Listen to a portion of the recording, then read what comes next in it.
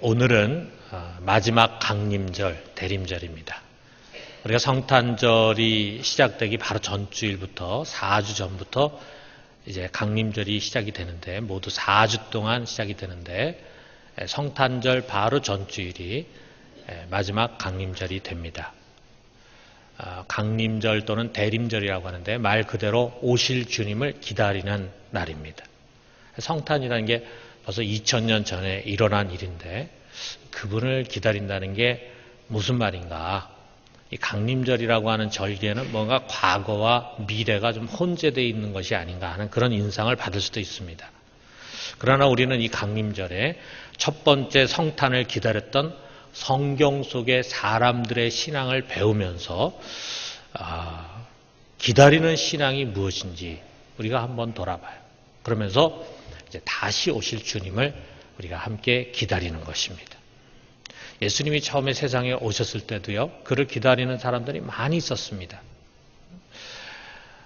메시아를 기다리는 그런 상황은 대체로 참 힘들고 어려운 상황일 때입니다. 사람들이 풍족하고 여유롭고 평화롭고 살기 좋을 때는요, 누군가 변화를 일으킬 사람을 잘 기다리게 되지 않습니다.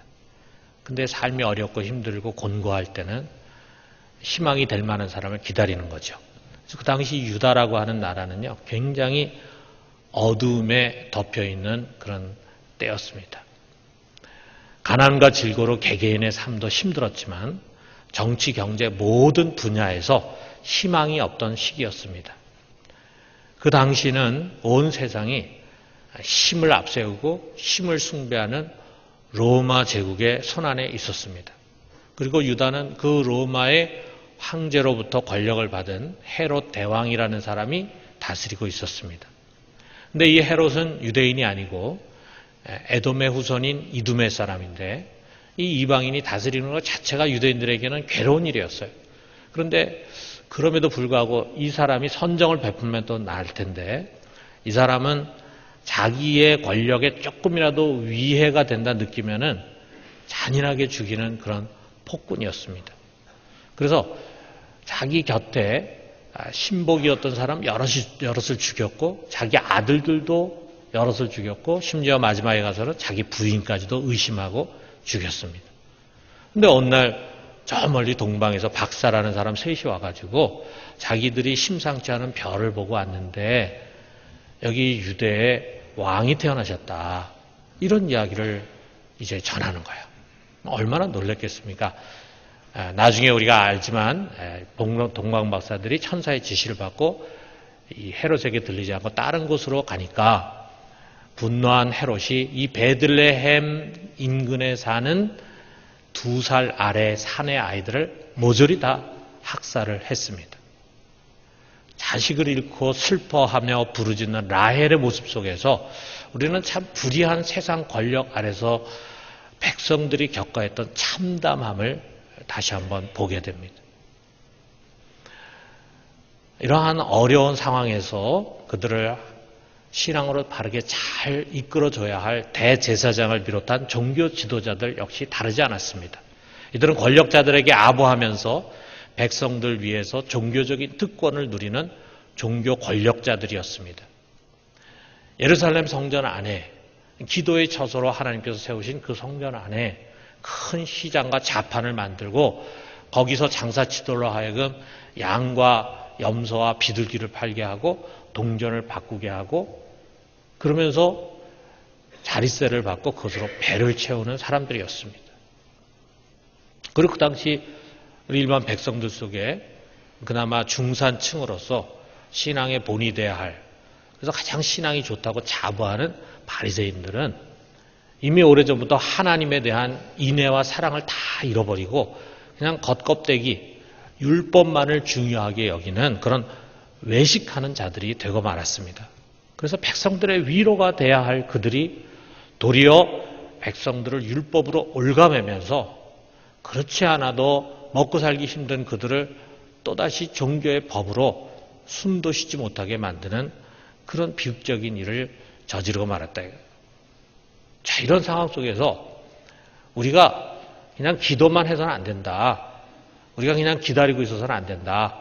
하나님의 나라를 앞당겨야 된다. 그러기 위해서는 지금 이 나라를 다스리고 있는 이방인들, 로마인들, 또 헤롯 다 우리가 쫓아내고 이스라엘의 주권을 회복해야 된다. 그러기 위해서 반란을 일으켜야 된다 하면서 반란을 꾀하는 열심 당원들, 젤롯 당원들이 있었습니다. 이들은 권력자와 종교 지도자들을 테러의 대상으로 삼으면서 하나님을 위해서라고 하는 명분으로 이스라엘 국가를 세워야 된다는 명분을 가지고 폭력과 살인을 자행했습니다. 자, 그 당시 유대의 평민들은요, 이런 어둠과 혼란 속에서 어떻게 해야 할지를 모르는 가운데 참 너무나도 경제적으로 빈곤하고 가난한 가운데 비참하게 살아가고 있었습니다. 가장 절망스러운 것은 지금은 이렇게 힘들고 어렵게 살지만 가만히 보니까 이렇게 하면은 앞으로 미래에 소망이 있겠다. 이런 가능성이 보이면 그래도 어려움을 참고 나갈 텐데 전혀 희망이 보이지 않는 그런 절망스러운 현실이었습니다. 이런 상황 속에서 사람들은 메시아를 기다렸어요. 그러나 하나님께서 이스라엘을 속량하기 위해서 언젠가 보내실 약속된 구원자였습니다. 많은 사람들이, 이 메시아를 기다리는 사람들 중에 많은 사람들은 지금 이 이스라엘은 정치적으로 독립을 해야 된다.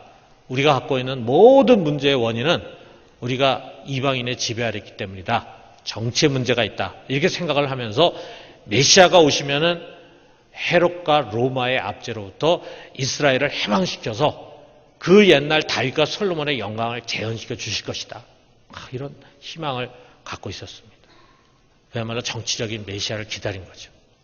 그러나 보다 더 경건한 사람들은 이 암담한 현실에 보다 더 깊은 내면을 들여다봤습니다. 지금까지 수많은 제국들의 변화가 있었지만 달라진 것이 없었어요. 세상은 정치와 경제 상황이 바뀐다고 해서 달라질 것이 아니다. 오히려 불의하고 사악한 이 권력의 배후에 보다 근본적인 것이 있는 것을 봤습니다. 로마보다 더 강하게 인간을 지배하고 헤롯 왕보다 자신들을 더욱 불행하게 만드는 힘의 원인자가 있다. 그것이 뭐냐? 바로 죄다, 죄.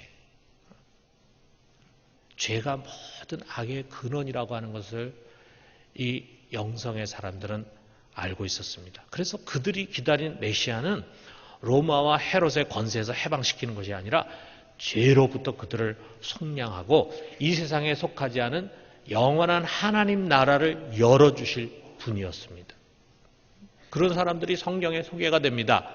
세례 요한의 아버지 사가랴가 그의 아들 세례 요한이 태어났을 때 그 앞에서 예언적으로 이렇게 말합니다. 누가복음 1장 76절에서 77절을 보니까 이하여 내가 지극히 높으신 이의 선지자라 일컬음을 받고 주 앞에 앞서가서 그 길을 준비하여 주의 백성에게 그 죄사함으로 말미암는 구원을 알게 하리니. 구원은 뭐냐? 죄사함으로 말미암은 것이다. 그래서 그 예언대로 세례 요한은 그의 모든 메시지가 죄에 집중됐습니다. 그 앞에 나오는 수많은 사람들을 죄로 정죄하면서 그들로 하여금 죄를 깨닫게 했어요. 아무 생각 없이 나오는 사람들에게 너희가 도대체 무슨 죄를 짓고 있는지를 정확히 알고 있느냐. 그리고 그들에게 죄사함을 받게 하는 회개 세례를 베풀었습니다. 그리고 난 다음에 그의 메시아에 대한 메시지는 내 뒤에 오시는 그리스도는 물이 아니라 성령으로 세례를 베풀 것이다. 그 말은 너희 속에 있는 죄를 임시로 없애는 것이 아니라 근본적으로 없애고 너희의 거룩함을 다시 회복하실 분이 바로 그리스도다라고 하는 것을 가르쳤다. 당시에 이처럼 정말 말씀의 깊은 지혜를 가지고 그리스도를 기다린 사람들의 공통점이 성경에 소개됩니다. 이들은 현실에서 도피하는 사람들이 아니었어요. 그렇지만 그 현실에 매몰되지도 않았고 그 현실 속에 즐거움과 뜻과 욕심을 두지도 않는 사람들이었어요. 그렇기 때문에 그들의 심령은 아주 순전하고 의롭고 경건했습니다. 마치 이제 언젠가 약속된 그분이 올 텐데 그분 앞에 부끄럽지 않은 모습으로 서려고 하는 자세로 살았다 이거예요. 예루살렘을 지키고 있던 아주 가난한 하나님의 종 시몬이라는 사람이 바로 그런 사람이었어요. 누가복음 2장 25절에 그가 아기 예수를 만나고 이제 그 앞에서 예언을 합니다. 그런데 그가 어떤 사람인가라고 하는 것이 이렇게 소개되는데 예루살렘에 시몬이라는 사람이 있으니 이 사람은 의롭고 경건하여 이스라엘의 위로를 기다리는 자라. 성령이 그 위에 계시더라. 이런 사람이었대요. 그렇지만 여러분, 그 당시에 세상 연락에 빠지고 부귀와 건세를 좋아하고 그것을 누리는 사람들은요, 그리스도를 기다리지 않았습니다. 메시아를 기다리지 않았어요. 헤로드 왕이라고 하는 사람은 그리스도가 오셨다는 말을 가장 두려워했습니다. 그 당시에 성경을 가장 잘 알고 있다고 하는 서기관들은 메시아가 베들레헴에서 태어날 것이다라고 하는 것을 정확하게 알고 있음에도 불구하고 그를 찾아 베들레헴으로 가지 않았습니다. 왜? 그들의 신앙은 껍데기 신앙이었거든요. 그들 속에 정말 메시아를 기다리는 신앙이 없었던 것입니다. 여러분, 하나님은 성탄절을 한 주 앞둔 오늘 우리들에게 다시금 기다리는 신앙을 요구하십니다. 우리가 누구를 기다립니까? 다시 오실 그리스도를 기다리는 것입니다. 창세기부터 오리라 하고 예언됐던 그분이요, 때가 되었을 때 드디어 첫 번째 세상에 오셨습니다. 왜 오셨냐 하면 그의 대속의 죽음을 통해서 우리를 모든 죄로부터 속량하기 위해 오신 거예요. 그래서 오셔서 십자가 위에서 그 일을 이루시고 부활 승천하시고 부활 승천하시면서 마지막 제자들에게 주신 말씀은 내가 다시 오리라 라는 말씀을 주셨습니다. 그가 다시 오시는 것은 이제 우리 영혼뿐만이 아니라 우리의 이 몸을 속량하시고 이 온 우주, 이 온 세상을 다시금 완전하게 속량하기 위해서 오시는 것입니다. 그가 오실 시간은 아무도 모릅니다. 그리스도도 모르고 오직 하나님의 비밀 안에 감춰져 있어요. 그렇지만 언제 오실지는 모르지만 그는 반드시 오십니다. 오늘 우리가 읽은 이 야고보서의 말씀은요, 다시금 우리에게 경각심을 불러일으켜 주시는 거예요. 여기 8절 하반절에 보니까 주의 강림이 가까우니라 그랬습니다. 주님이 다시 오시는데 그 시간은 매우 가까워져 있다. 2000년 전에 이런 고백을 했으니까 오늘 2000년 뒤에 살아가는 우리들에게는 더 실감나는 말씀 아니겠어요? 여러분, 주님 멀리 한참 뒤에 오시는 것이 아니라 매우 그의 강림이 가까워 있다. 이 말씀을 오늘 우리가 좀 진지하게 들어야 합니다. 자, 그가 지금 어느 정도 와 계신가? 아직 여전히 저 우주 밖에 보좌 위에 앉아 계시는가? 그게 아니라 여기 9절 하반절에 보니까 이렇게 말씀합니다. 보라, 심판주가 문 밖에 서 계시니라.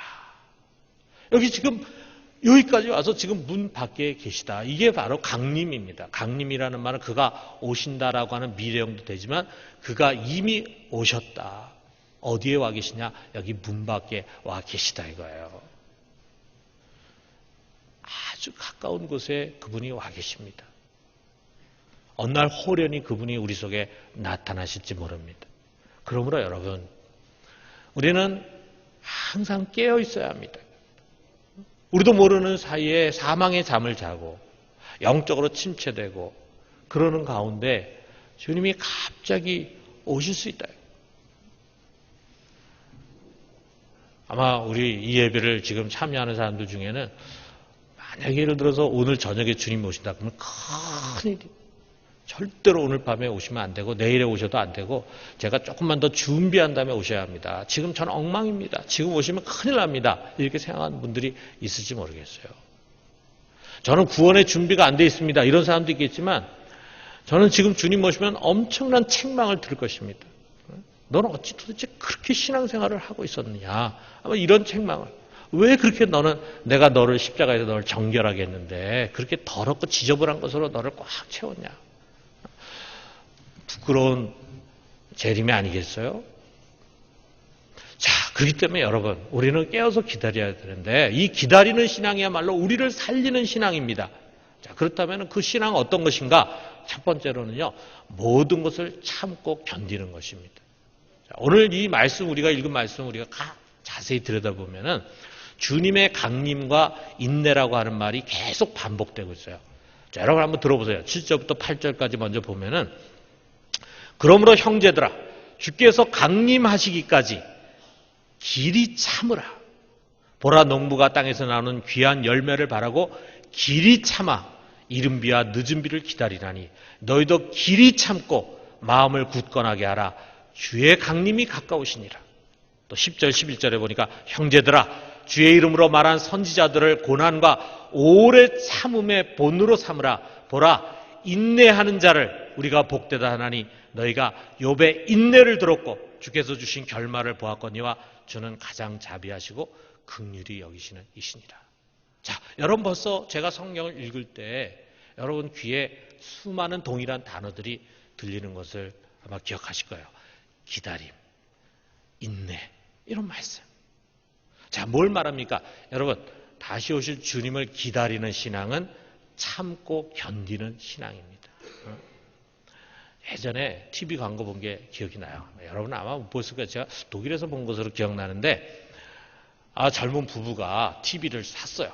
이 TV를 어디다 넣을 것인가? 어디다 넣으면 제일 편하게 볼 수 있겠는가? 그럼 뭐 우리 보통 사람들이 놓는 것처럼 거실에 거기에 장식대가 있는데 거기 장식대에 이제 놓습니다. 그리고 소파에 앉아서 이렇게 보는데 보다가 이제 좀 자고 싶잖아요. 그럼 누워서 보려니까 영 불편해.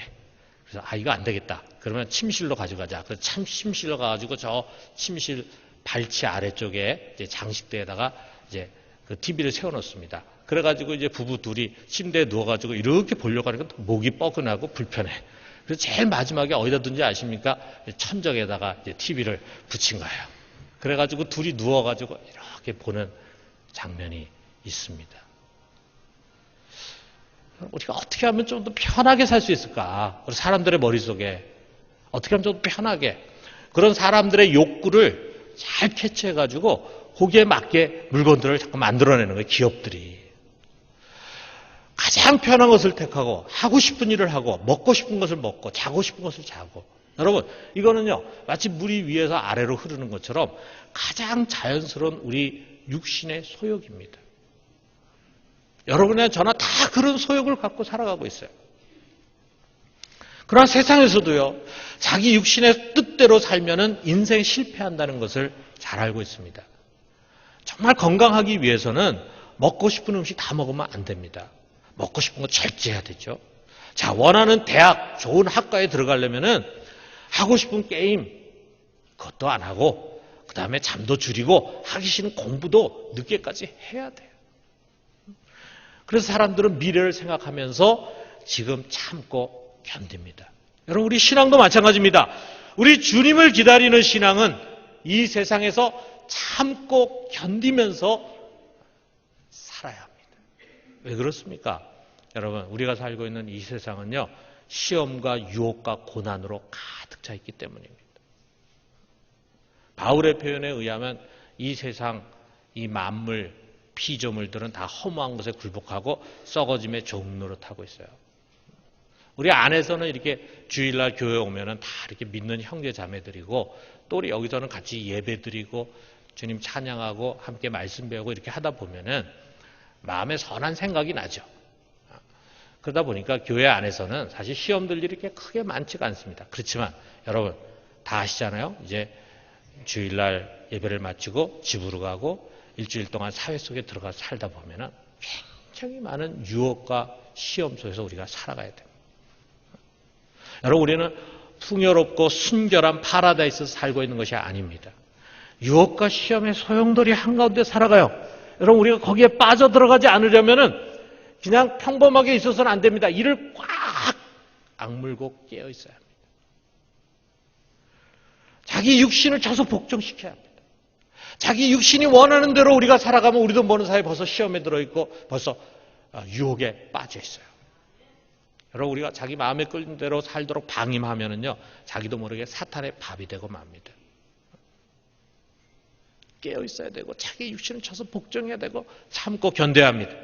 여러분 이 세상은 경제적인 어려움, 빈곤과 결핍, 질병이 만연한 곳입니다. 병을 치료하는 약도 계속 개발하지만 또 새로운 병들도 계속 나오고 있어요. 10년 전에는 우리가 듣도 보도 못한 그런 질병들, 전염병들이 퍼져나가고 있어요. 경제적으로 많은 어려움들이 누구에게나 찾아옵니다.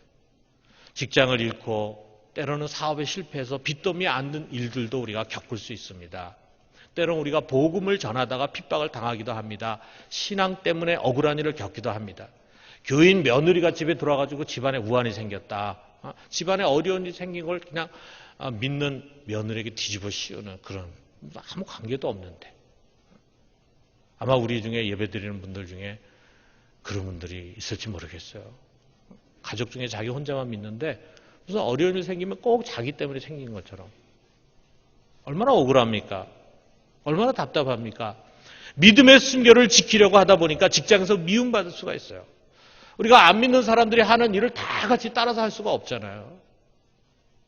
우리 신앙 양심을 지키기 위해서, 또 신앙의 순결을 지키기 위해서, 우리가 신앙의 건덕을 지키기 위해서 때로는 같이 동참하지 못할 때 미워하고 왕따를 시킬 수가 있다고요. 살벌한 경쟁 체제 속에서 불이익을 당할 수 있습니다. 우리가 복음으로 인해서 고난을 당하는 것입니다. 아마 여기에 앉아서 예배드리는 우리 모든 성도님들 크고 작건 간에 내가 예수를 믿기 때문에, 그래도 내가 교회에서 집사고 권사고 장로기 때문에 내가 좀 손해보고 참아야지 하는 것 때문에 당하는 불이익이 아마 여러분의 직장이라든지 또는 가정이라든지 사업터에 크건 작건이 있을 것입니다. 여러분, 이 모든 일에 있어서 정말 우리에게 필요한 것이 무엇입니까? 인내입니다. 인내. 우리가 당면한 문제에서 도피하고 사람들을 원망하면서 다투는 것이 아닙니다. 당신 때문에 이런 문제가 생기지 않았어. 사람을 원망하고 하나님을 원망하고, 그리고 현실의 문제에서 도피하려고 하고, 이거 아니라 이거예요. 우리가 해야 할 일은 뭐냐? 우리가 당면한 그 문제 앞에서 우리가 그것을 받아들이고 참고 견뎌하는 것입니다. 여러분, 우리 신앙생활 잘하려면요, 잘 참아야 합니다. 여기 10절에 이런 말씀 있잖아요. 자, 우리 같이 한번 읽어봅시다. 형제들아, 주의 이름으로 말한 선지자들을 고난과 오래 참음에 본으로 삼으라 보라. 자, 이게 무슨 말씀입니까? 우리뿐만 아니라 이거예요. 지금 우리만 이처럼 어려움 당하는 거 아닙니다. 여러분만 어려움 당하는 거 아닙니다. 여러분만 경제적인 어려움, 인간관계에서의 어려움, 일에서의 어려움, 여러분 겪는 거 아니에요. 지금 지구촌에 살고 있는 모든 그리스도인들이 다 같이 그 일을 겪고 있을 뿐만 아니라 우리 과거에 2000년 기독교 역사에서 모든 그리스도인들이 동일하게 그런 고난을 당했고, 성경 속에서 훌륭한, 우리보다 더 의롭고 경건했던 사람들 역시 우리보다 더 많은 고난을 당했습니다. 그들은 고난을 당한 것만이 아니라 그 고난을 받아들이고 참고 견뎠어요. 그들의 인내를 우리가 배워야 합니다. 그들이 하나님을 믿음으로 기적을 일으켜가지고 문제를 해결한 것만을 우리가 생각하면 안 됩니다. 그들이 그 문제가 해결되는 과정 속에서 오랜 세월을 참고 견뎌했던 일들을 우리는 기억해야 합니다. 아브라함이 100세가 돼가지고 아들을 얻게 된 그 기적만 우리가 생각할 것이 아니라, 그래서 믿는 자에게 능치 못함이 없다는 그것만을 생각할 것이 아니라, 그가 75세쯤에 하나님부터 부름받아가지고 25년 동안 아들을 기다렸지만 아들을 얻지 못하는 가운데 참고 견디고 인내하고 기다렸던 그 신앙을 우리는 기억해야 한다 이거예요. 여러분, 우리의 심령을 굳게 합시다. 어떤 상황에도 흔들리지 말고 잘 참읍시다. 여러분, 지금 어떤 처지에 처했든지 간에 인내로서 견디면서 마침내 마지막에 승리할 수 있게 되기를 주님의 이름으로 축원합니다. 자, 두 번째로는 마지막 좋은 결실을 신뢰하는 것입니다. 여러분, 우리나라 사람들 참 좋은 장점이 많은데 우리가 조금 다혈질이잖아요. 우리 다 같이 느끼는 거지만 좀 다혈질이에요. 성격이 좀 급해요. 성격이 급하다 보니까 좋은 점이 이제 빨리빨리 재촉하다 보니까 경제 성장도 다른 나라에서는 한 100년 걸려서 할 걸 우리는 그냥 몇십 년에 후다닥 해쳐가지고 이렇게 점핑해가지고 잘 사는 나라가 됐어요. 뭐 그런 좋은 거죠. 그런데 참 이렇게 급한 성격, 빨리 뭘 하다 보면은 기다리는 것이 참 어렵습니다. 그래서 우리 식당에 가가지고 뭐 음식을 시키고 뭐 조금 늦게 나온다 싶으면 벌써 마음이 불편해. 그리고 막 소리를 지르고 투정 부리고 재촉을 합니다. 그래서 우리 한국 사람들이 많이 여행 가는 곳에 가면은 그런 얘기를 듣게 돼요. 저도 전에 어느 나라인가 가가지고 이제 음식을 시켰는데 거기에 있는 사람이 와가지고는 코리아 빨리빨리 이러더라고요. 내가 자기대로 빨리빨리 해달라 그러지도 않았어. 난 그냥 음식만 시켰어. 그랬더니 빨리빨리. 빨리빨리라는 말이 발음하기도 좋아요. 외국 사람들이. 그러니까 빨리 배우는 거야. 빨리 배워가지고 마치 우리나라의 한국인을 상징하는 국제어가 됐어요. 빨리빨리. 우리의 조급한 모습을 말해주고 있다 이거죠. 근데 여러분, 우리가 조급해서 기다리지 못하면요, 당장의 좋은 결과에 집착하기 마련입니다. 당장의 결과에 집착하다 보면은 정말 좋은 것을 잃어버리기가 쉽습니다. 여러분, 정말 좋은 것은요, 우리가 참고 기다려야 합니다.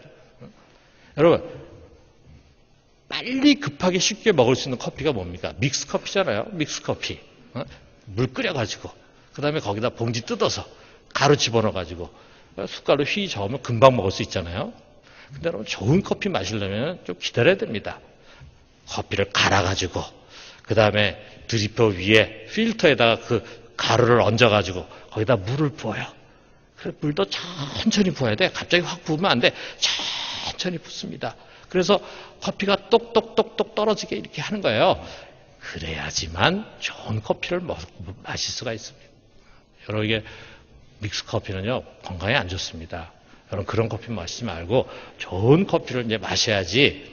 커피를 많이 마셔도 건강에 괜찮아요. 근데 좋은 커피는 기다려야 됩니다. 지금 여기 파리가 계속 돌아다니면서 나의 인내를 테스트하고 있는데 저는 기다릴 수 있습니다.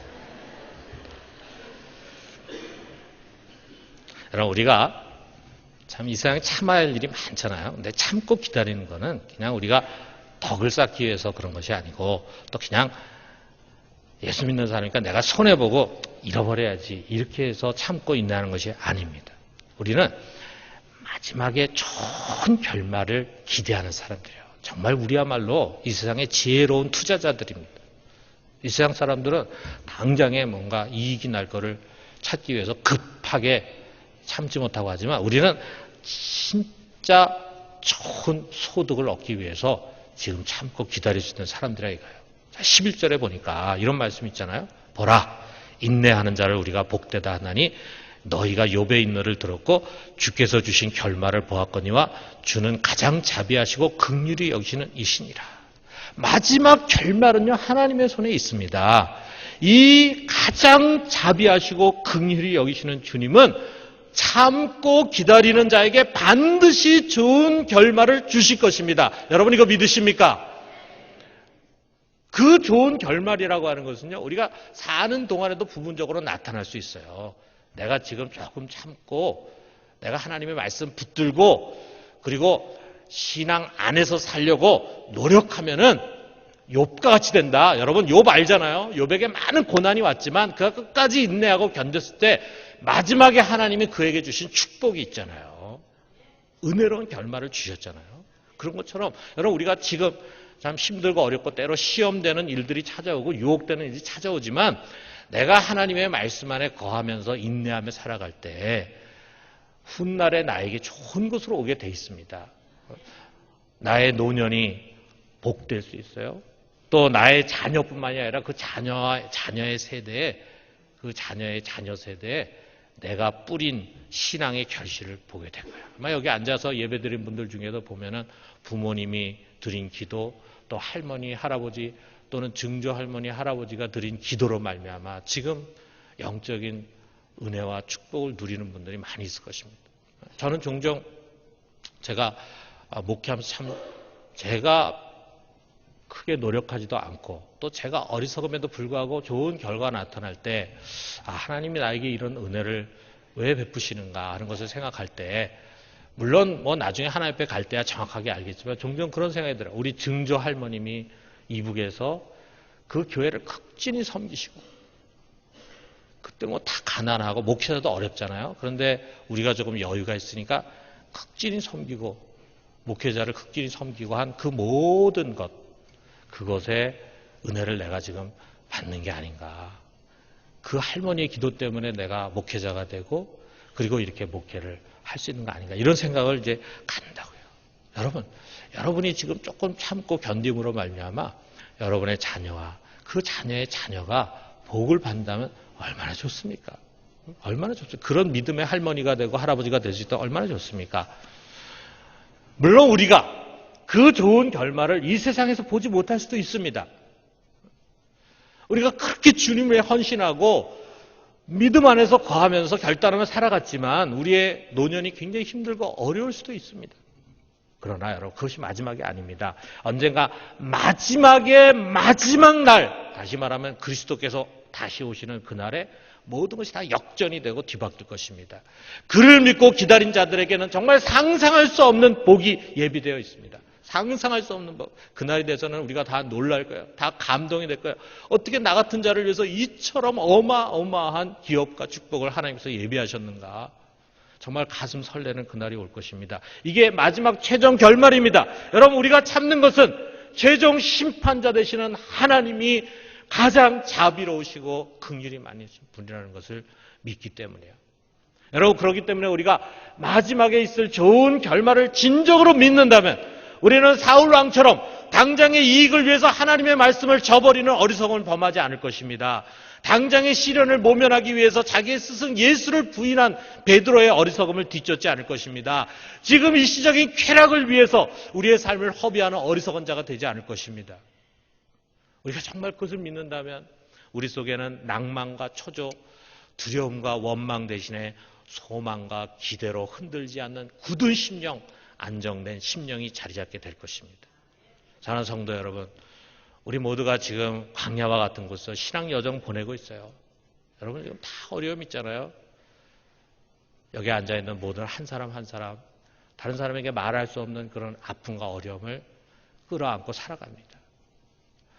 목장에서 나눈 어려움도 있지만 거기서 나누지 못한 어려움도 있겠죠. 우리 모두가 다 각자의 처지에서 많은 어려움을 겪고 있습니다.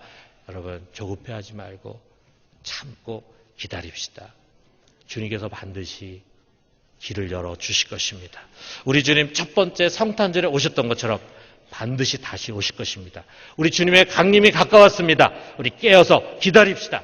이 기다림의 신앙으로 세상을 이기는 우리 모두가 되기를 주님의 이름으로 축원합니다.